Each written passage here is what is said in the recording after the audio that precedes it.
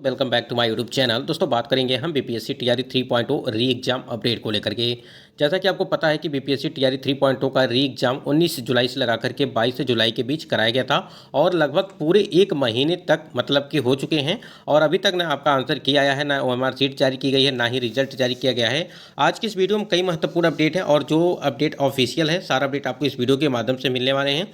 Screen पर आप देख पा रहे हैं कि बीपीएससी टीआरई 3 टाई ब्रेकर जो है नियम लागू किया गया है। आंसर की ओएमआर सीट और रिजल्ट को लेकर के भी अपडेट है। डॉक्यूमेंट वेरिफिकेशन रिजल्ट से पहले बदलाव, यानी कि आपका डॉक्यूमेंट वेरिफिकेशन जो टीआरई 3.0 का होने वाला है, डॉक्यूमेंट वेरिफिकेशन काउंसलिंग, इसके संबंध में भी बात करने वाले हैं।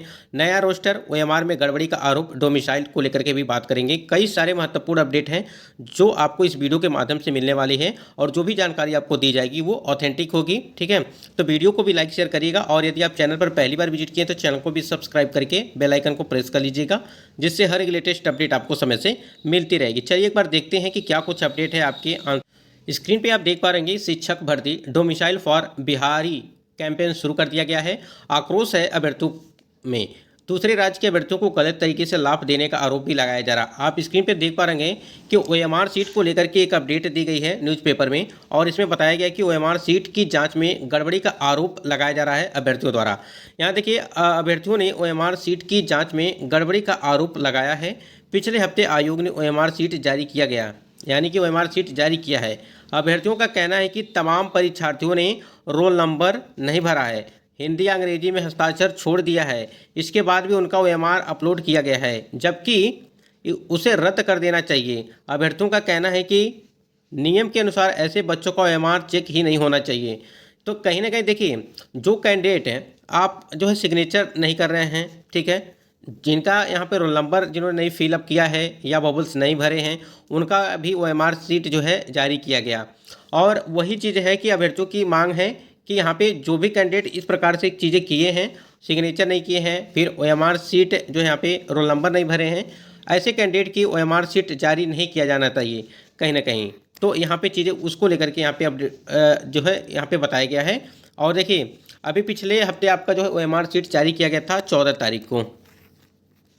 14 तारीख को ही आपका ओएमआर सीट जारी किया गया था, जब आपको पता होगा कि उसमें कई सारी जो है त्रुटियां देखने को मिली थी, जिससे बीपीएससी आयोग ने उसे फिर से हटा दिया था। ठीक है, तो यहाँ पे जो भी कैंडिडेट यहाँ पे गलत तरीके से, यानी कि गलत तरीके का मतलब ये कि यहाँ पे सिग्नेचर उन्होंने नहीं किया है, फिर रोल नंबर उन्होंने फिलअप नहीं किया है या बुकलेट सीरीज हो, ऐसे कैंडिडेट की ओएमआर जो है वो रद्द होनी चाहिए और ऐसे लोगों को ओएमआर चेक नहीं होना चाहिए। यही यहाँ पे अभ्यर्थियों का यहाँ पे चीज़ें अभ्यर्थियों द्वारा जो है कही जा रही हैं। इसलिए ये गड़बड़ी का आरोप लगा रहे हैं कि गड़बड़ी का आरोप इसीलिए बताया जा रहा है कि यहाँ पे कि ओएमआर सीट की जांच में गड़बड़ी के आरोप बताए जा रहे हैं। यहाँ पे देखिए, सरकारी स्कूल में शिक्षकों के रिक्त पदों के लिए हो रही नियुक्तियों के दूसरे राज्य के अभ्यर्थियों के गलत तरीके से चयन के मामले में कई जिलों के सामने आने के बाद युवाओं की नाराजगी बढ़ गई है। तीसरे चरण की शिक्षक नियुक्ति परीक्षा का परिणाम जारी होने से पहले अभ्यर्थियों ने domicile for Bihar campaign social media पर शुरू किया है। सोशल मीडिया के माध्यम से अभ्यर्थी अपनी बात सरकार तक पहुँचाने के प्रयास में जुटे हैं।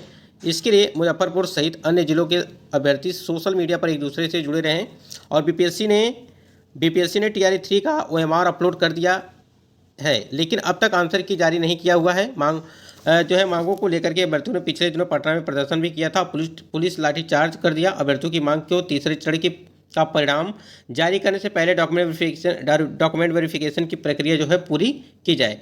आपको पता होगा कि प्रदर्शन किया गया था, यानी कि देखिए, दो चीज़ों के लिए, वन कैंडिडेट वन रिजल्ट के लिए किया गया था।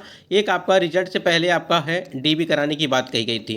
तो कहीं ना कहीं ये दोनों चीज़ों जो है ज़रूरी है। सबसे ज़रूरी तो आपका वो वन कैंडिडेट वन रिजल्ट है। एक सीट पर एक अभ्यर्थी का रिजल्ट देना चाहिए, क्योंकि मान लीजिए अगर आपने यहाँ पे 1 to 5 या 6 to 8 या 9 to 10 या 11 to 12, मान लीजिए आपने चारों वर्गों में आपने फॉर्म अप्लाई किया है और 4 वर्गों में 3 जगहों पे आपका जो है यहाँ पे चयन हो जाता है।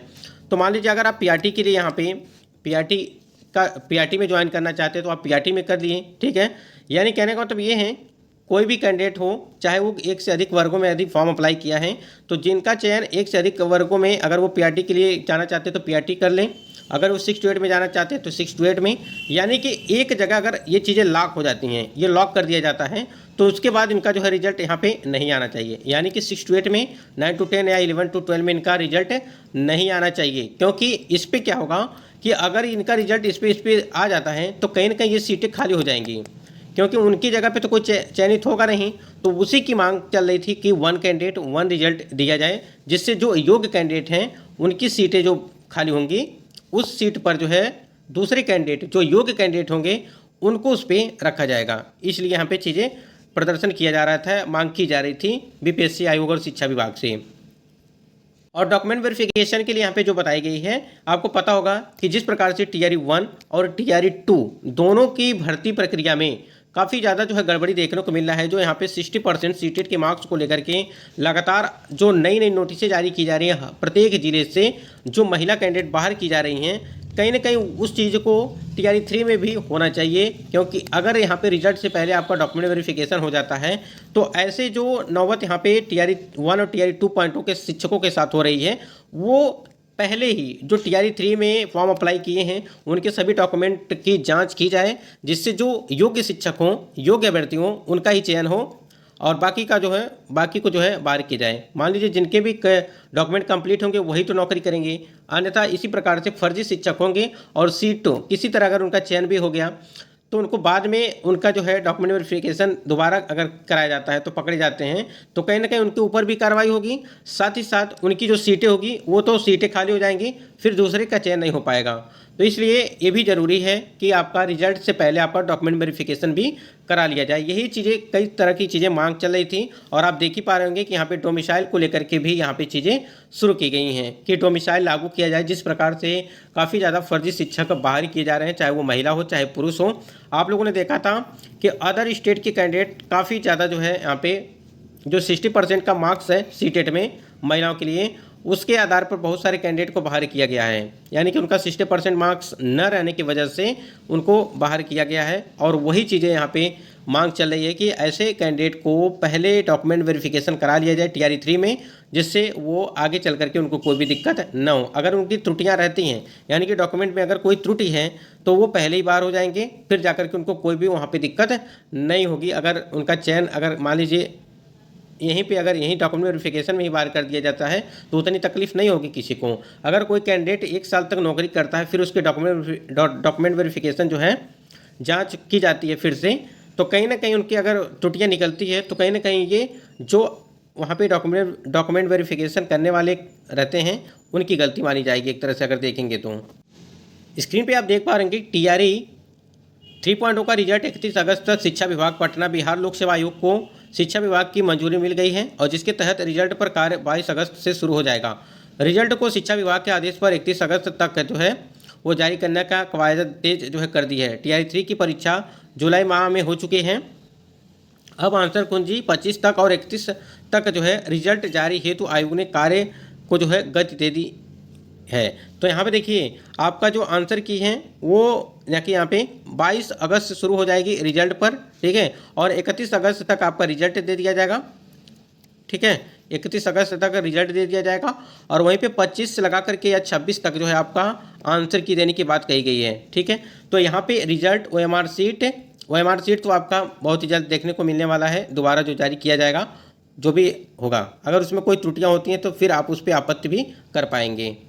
स्क्रीन पे आप देख पा रहे हैं कि सीटेट का मामला कितना ज़्यादा यहाँ पे देखने को मिला टीआरई 1 और टीआरई 2.0 की भर्ती में। अररिया के 12 शिक्षकों को नोटिस, गलत निवासी लेकर बने बीपीएससी शिक्षक। जिले के 12 महिला शिक्षिकाओं को गलत तरीके से बिहारी बनकर के आरक्षण का लाभ लेने के मामले में नोटिस देकर के शिक्षा विभाग ने जवाब मांगा है। इस आलोक में इन 12 शिक्षकों के शिक्षक पात्रता परीक्षा का प्राप्तांक 60% से कम होने के कारण इनकी उम्मीदवारी निरस्त करने योग्य है। इस संबंध में डीपीओ स्थापना रवि रंजन ने पत्र जारी किया है और डीपीओ स्थापना ने कहा है कि बिहार लोक सेवा आयोग के विज्ञापन संख्या 26/2023 के आलोक में चयनित विद्यालय अध्यापकों द्वारा उपस्थिति शैक्षणिक प्रशैक्षणिक प्रमाण पत्रों का सत्यापन के लिए। तो यहाँ पे देखिए वही जो हमने आपको बताया कि जो प्रमाण पत्रों के सत्यापन के क्रम में पाया गया कि बिहार लोक सेवा आयोग के निहित प्रावधान के आलोक में विद्यालय अध्यापक के लिए शिक्षक पात्रता परीक्षा की योग्यता पूर्ण नहीं है। जैसा सीटेट में हमने अभी आपको बताया है कि सीटेट में जो अदर स्टेट के कैंडिडेट 60% मार्क्स होने चाहिए। इसका मतलब ये कि 90 नंबर आपके होने चाहिए, चाहे वो मेल हो चाहे वो फीमेल हो। प्रत्येक वीडियो में हम इस चीज़ के बारे में आपको बताते रहते हैं। तो थोड़ा सा ध्यान देंगे, जो टीआरई 3 पॉइंट वाले कैंडिडेट हैं वो एक बार अपने सीटेट के मार्क्स को चेक कर लेंगे, चाहे वो बिहार के कैंडिडेट हों चाहे वो अदर स्टेट के कैंडिडेट हों, सभी के लिए है ये सूचना।